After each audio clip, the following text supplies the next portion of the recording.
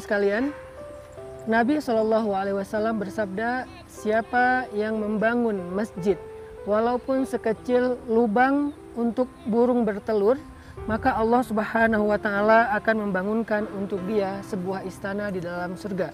Hadis riwayat Ibnu Majah. Di dalam riwayat yang lain, Nabi juga bersabda, siapa yang membangun masjid karena Allah Subhanahu wa Ta'ala, maka Allah akan membangunkan baginya satu bangunan yang istimewa seperti itu di dalam surga. Hadis riwayat Bukhari dan Muslim. Saya pengen ngajak kepada teman-teman semuanya untuk menyiapkan sebuah properti, aset yang istimewa untuk kita di surga. Walaupun surga itu adalah ciptaan Allah yang mahal sekali harganya, nggak usah surga ya, di bumi aja kita mau beli tanah mahal banget, apalagi mau membeli pulau, membeli istana itu mahal banget. Tapi ternyata walaupun surga itu lebih mahal, Allah murahkan untuk hambanya karena Allah itu maha pemurah. Memurahkan karena Allah sayang kepada hambanya. Dan untuk bisa punya aset, properti di surga itu jauh lebih mudah daripada punya aset dan properti di dunia. Kita kalau mau punya aset properti di dunia, kita harus bekerja sekian tahun, nyicil sekian belas tahun. Itu pun cuman sepetak rumah yang tidak terlalu besar. Itu butuh belasan tahun untuk kita cicil atau bekerja, menabung. Sedangkan properti atau aset di akhirat, di surga, jauh lebih murah.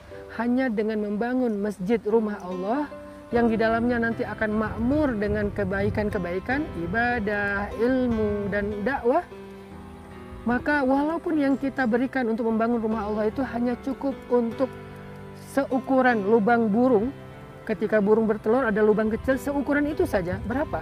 10.000, 15.000 rupiah.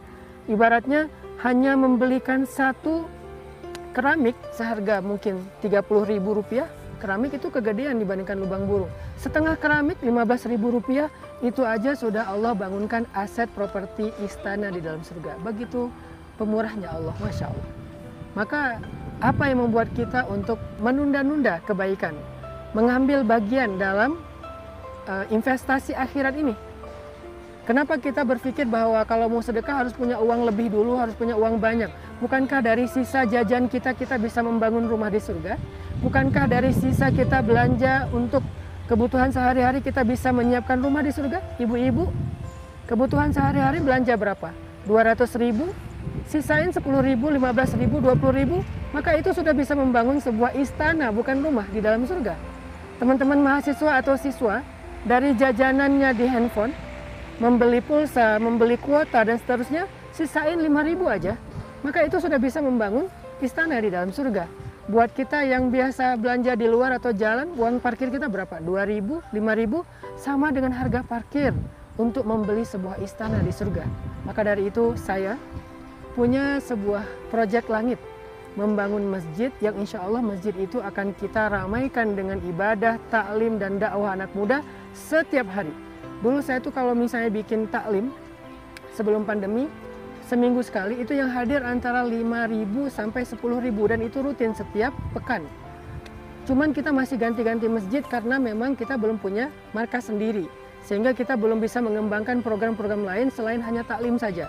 Nah sekarang kita akan punya markas sendiri di pesantren, dan kita punya masjid sendiri, sehingga kalau misalnya nanti sudah jadi insya Allah dan sudah selesai juga masa pandemi atau PPKM, kita berdoa kepada Allah, kita akan buka taklim itu setiap hari ramai, dari subuh sampai isya, bahkan tahajud ramai dengan orang yang beribadah.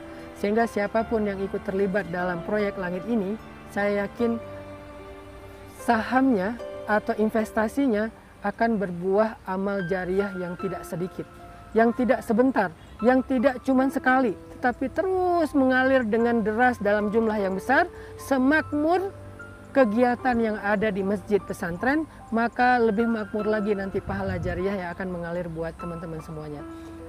Kadang kita membangun masjid tetapi masjidnya tidak punya program. Itu yang buat kita kadang-kadang sering ngerasa sedih gitu.